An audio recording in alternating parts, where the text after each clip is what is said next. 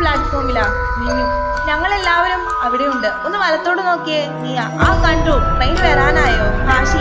രാവിലെ 2 മണിയായി. നിജി. രാവിലെ 2:05 ട്രെയിന്. ഫെമി. അതാ ട്രെയിൻ.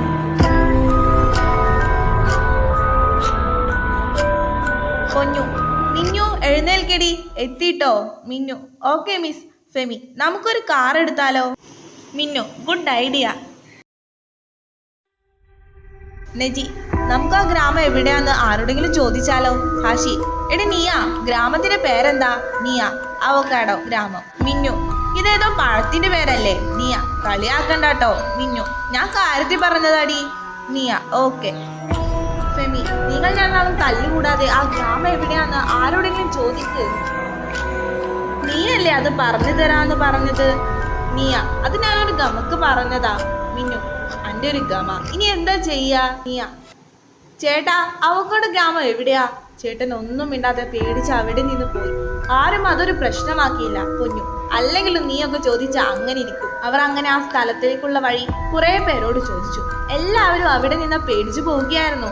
അങ്ങനെ അവർ ഒരു മുത്തശ്ശിയുടെ അടുത്തെത്തി. മുത്തശ്ശി പറഞ്ഞു, അതൊരു നിഗൂഢമായ കാടാണ്. എന്തിനാ മക്കളെ നിങ്ങൾ അതിനെക്കുറിച്ച് ചോദിച്ചത്?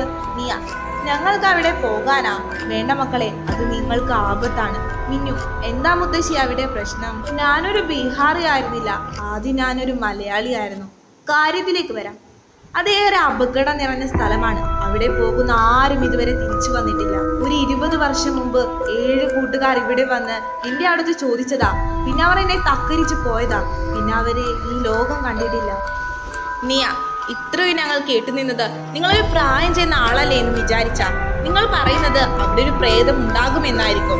ഇതൊക്കെ ഞങ്ങൾ കുറെ കേട്ടതാ. ഞങ്ങൾ പോവുകയാ. വേണ്ട മക്കളെ, നിങ്ങൾ പോകുന്നത് വലിയ നാശത്തേക്കാ. ഒരു ഊഹം വെച്ച് കാർ ഓടിച്ച് അവർ പകുതി ദൂരം ചെന്നെത്തി.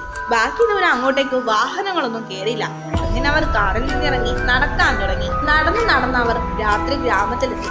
ഗ്രാമത്തിനകത്തേക്ക് നീ ആദ്യം കയറി. പിന്നെ ബാക്കിയുള്ളവർ കയറി. അവരെല്ലാവരും കയറി കഴിഞ്ഞതും ശക്തിയായി കാറ്റ് വീശി. ഇടയും മിന്നലും കൂടിയ മഴ പെയ്തു. അവരെല്ലാവരും കിട്ടിയ സ്ഥലത്ത് മഴ കൊള്ളാതിരിക്കാൻ കയറി നിന്നു. അവരെല്ലാവരും പേടിച്ചു. മഴ തോന്നി.